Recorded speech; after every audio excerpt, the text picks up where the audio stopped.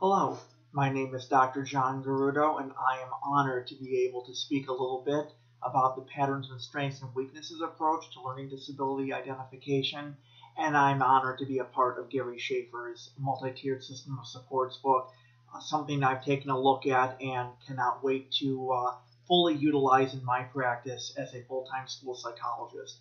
A little bit about me. As of right now, October 2016, I am the President-Elect of the New York Association of School Psychologists, and I've been a board member since 2011, where I have served a number of years as research chair. I'm also honored to say I'm a school psychologist for the Oswego City School District and have had the honor of serving in that capacity since 1999. So I know what the reality is to be a practitioner. I've served as an adjunct professor at Suny Oswego, co-authored or authored several books, chapters, things like that over the years as well. I also sit on the Ethics and Professional Practices Committee as an at-large member for the National Association of School Psychologists. So there is a lot I'm very involved with in the field of school psychology. A brief conflict of interest. I do want to point out that while I will be talking a little bit about the Patterns of Strengths and Weaknesses approach to learning disability identification, I am a author of the Essentials of WJ4 Cognitive Abilities Assessment book, and thought I wanted to make that disclosure as well. I want to again give praise for Mr. Schaefer's book that I think really moves comprehensively into how to look at multi-tiered systems of support, both on an academic level for response to intervention, as well as looking at social emotional supports. Talking about patterns of strengths and weaknesses, I'm going to focus mostly on New York, because that's the state where I work. It's also the state where the book is coming out as well. There are definite similarities between the regulations in New York under the Part 200 Commissioner's regulations, as well as the 2004 Reauthorization of the Individuals with Disabilities Education Act. And I want to talk briefly about what the law says in 200.4 in terms of how we identify learning disabilities.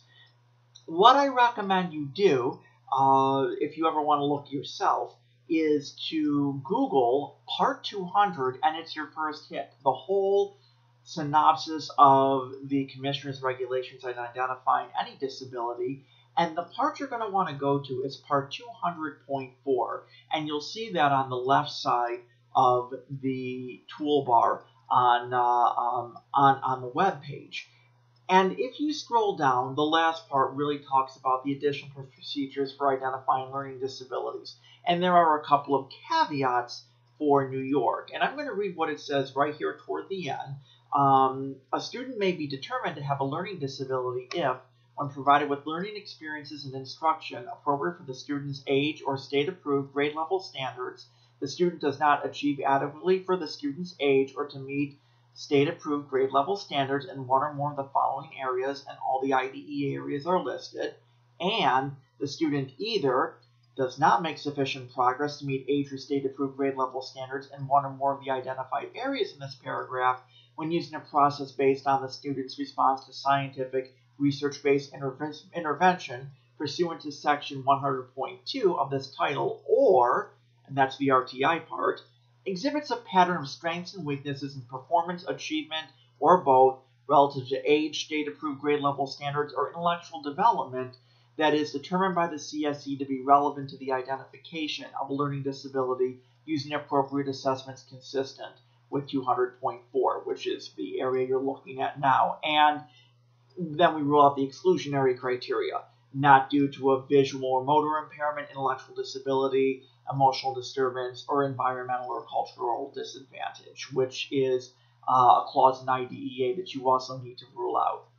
And then what it says is, in addition to this criteria, the CSE, or Committee on Special Education, is not prohibited from considering whether there is a severe discrepancy between achievement and intellectual ability in any of those areas, provided that effective on and after July 1st, 2012, A school district shall not use a severe discrepancy criteria to determine that a student in kindergarten through grade 4 has a learning disability in the area of reading.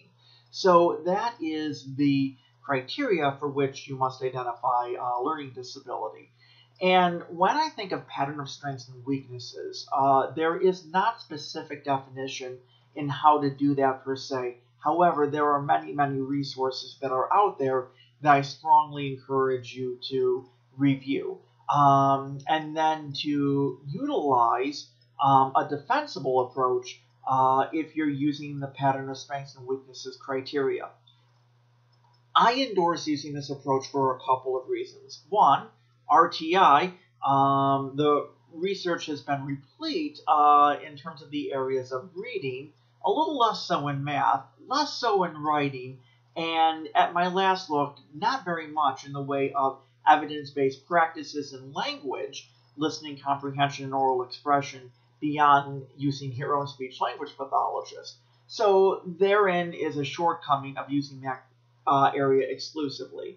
But furthermore, we want to think a bit about the reality of what a learning disability is. And the definition does say, it's in 200.1, that it is a disorder in one or more of the basic psychological processes.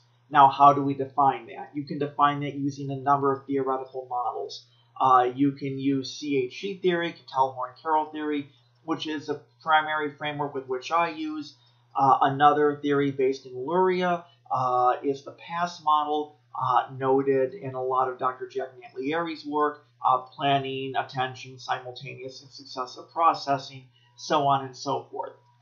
And with the recent PASS in the focus on identifying dyslexia, there are actually several cognitive abilities that have been pinpointed in the identification of dyslexia. The two most important are probably auditory processing and phonological processes and rapid automatized naming. In CHC theory, that would be under long-term storage and retrieval. And there are other areas that have been shown to relate as well, processing speed and working memory also. So in a pattern of strengths and weaknesses, it's different from a traditional discrepancy approach. In the traditional approach, you're simply looking at a student's overall cognitive ability and determining whether a student, given appropriate experiences, is able to achieve commensurate to their cognitive ability. Failing that, it was identified that they had a learning disability. However, there are all sorts of shortcomings to that. Wait to fail, which is identified in the response to intervention literature due to floor effects, but also the fact that a lot of times those psychological processes that were the learning disability attenuated the overall IQ.